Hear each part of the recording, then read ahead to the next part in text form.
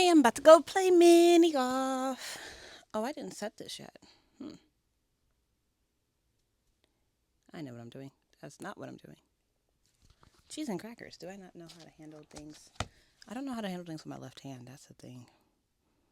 Do, do, do, do, do, do, do. There we go. So, I'm about to go play mini golf with my sister and my niece and my sister's friend. And we're going to have a ball. But I got to record a video real quick. So, let's chit chat. Today's question. What is the hardest part about What is the hardest part about speaking English? What is the hardest part about writing a novel?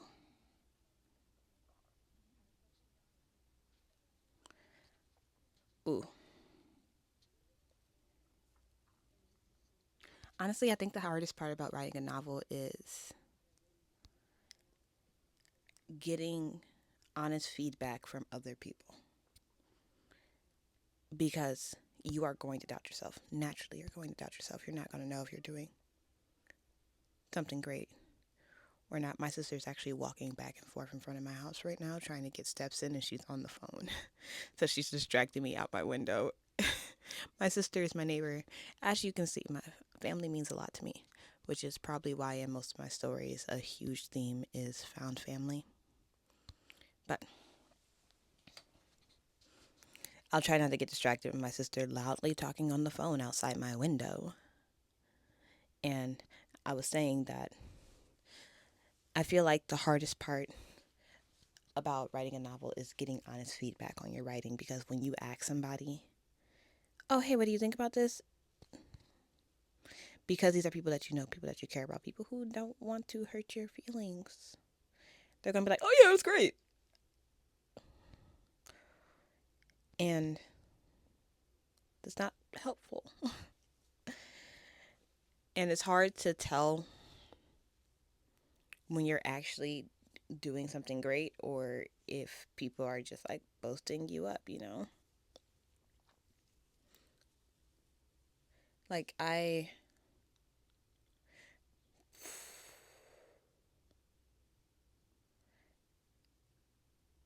kind of have like this issue where again everyone is going to face doubt but I'll wonder if what I'm writing is actually good or if everyone is just saying that it's good and then like yes, I'll compare because I'm a human being because I'm trying to improve my craft. Obviously, I'm going to compare. So I would compare my writing to other people's writings, and sometimes I would think, like, oh, yeah, Zinger, I got this. Like, what? No, you're not doing what I'm doing. And other times I'm like, is it me? Am I getting into my own head? Am I thinking that I'm doing better than I actually am? And am I selling myself short? Or am I selling my novel short? And it's really better than what I think it is. I feel like as an indie author, you can face a lot of these doubts because you didn't get that like agent, that publication behind you saying like, oh yeah, I believe in this project, I'm going to back it up. And you have people putting their faith and their money behind your work. This is just you and a dream and Amazon, KDP, and hopes, prayers, and TikToks. And you just have to run with it. And it takes so much to do and create. So the hardest part about writing a novel is getting honest feedback to me. The writing aspect of it is something that I've never really struggled with. And I've kind of have formulas that help me. So like I know that when I'm writing draft one, first off, let's start off with concept. I know that when I have a concept, I'm writing out everything that I got for it. When I'm writing an outline, I'm writing out pretty much just action and dialogue, like the bare minimum of what is going to happen in each chapter, or at least what I want to accomplish in each chapter, because each chapter should have a goal. And then when I write draft one, I know that draft one is going to lack two things. It's already registered. I already know these things. Draft one is always going to lack environment. Draft one is always going to lack inner monologue. It just is what it is. Because in draft one, I am trying to get the story out. Plot is the most important thing to me in draft one. So I want to get from point A to point Q. Not to Z. But I'm trying to get the bulk of it just written. And I know that those prose, the character voice, and the environment around the story are extremely important, and it's something that I want to craft and take time in, because the environment tells the story just as much as everything else. So, for me personally, the writing process is not the hard process. It's the after I've written it and trying to get feedback and doing what I have to do to make it better. I also can't say deleting chapters for me, because I won't. I will literally just like save it into another file. I don't get rid of my writing. That's just not something that I do. I don't erase my writing. I still have papers saved from like 8th grade, from freshman year of high school. I keep that, but that's just because I like to personally witness my own growth.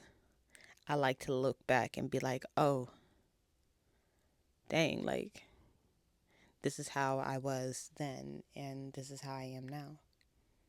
That's growth. That's meaningful. That's something to hold on to. Also something to laugh at sometimes, because whew. But at no point have I ever really felt super self-conscious about my writing. Because again with comparison, they say don't compare, but like that's how you that's how you grow. That's how you learn. But in comparison with other people my age growing up in school, I've always noticed there was a difference between my writing and the writing of my peers. Probably because I was writing because I wanted to and they were writing because they had to. But there was always like stark difference that teachers have always pointed out and always noticed. And then once I became a teacher and I started teaching 7th and 8th grade and I started teaching high schoolers, something that I noticed drastically, because what I get from high school students is nowhere near what I used to turn in as a freshman.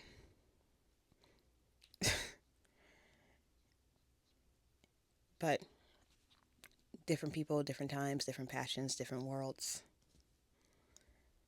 We're currently living in a realm of like, we're calling it the literacy crisis, and that is a real thing. Is this my sister telling me that it's time to go?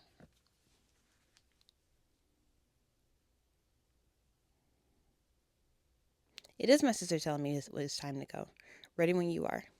But yeah, literacy crisis is definitely a real thing. It's something that is happening in our schools here in America, and kids are struggling with reading and writing. And because I specifically teach a tested subject, teaching English 2, this is English for 10th graders. In Ohio, this is our tested year. It is my goal to get them to a point where they can read and write on grade level. And when they come to me, it is a struggle. It's a struggle to get them to write complete sentences. It's a struggle to get them to write a paragraph. We don't like using language like lazy, but some of them are perfectly capable of doing it and they're just lazy. So when you ask them to write a paragraph, they're just like, oh. And it's just like, my boy, just do it. But it works. I mean, as a teacher, again, I teach mostly the tested subjects, so my students had to take the OST, the Ohio State test this year, and around 80% of my students passed, so that's great.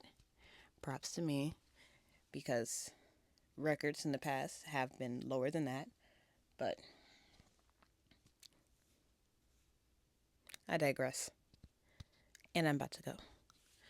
I did forget to say this in the beginning that I am partaking in 75 Hard along with my sister, who I love dearly, and she is making me do things that I'm not doing anything against my will. But she's making me do things like working out 2 times a day and stuff of that nature, and recording videos every day. So this is a part of the challenge for me, to record a video and post a video every day, because I am so not consistent when it comes to YouTube.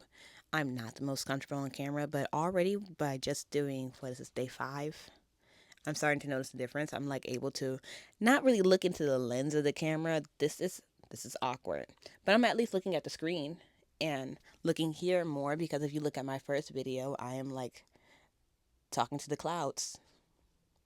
So, improvement is being made, and I will check in with you tomorrow. Tomorrow we are going to be talking about where blue lights came from, but I think I'm going to skip that question and do a different question, because I kind of already told you about where blue lights came from. It came from the heart. Actually, there is something else that I want to talk about when it comes to the matter of blue lights, and now that I said it comes from the heart, and it's the matter of where some of the themes of blue lights came from. So, yeah, I'll see you tomorrow.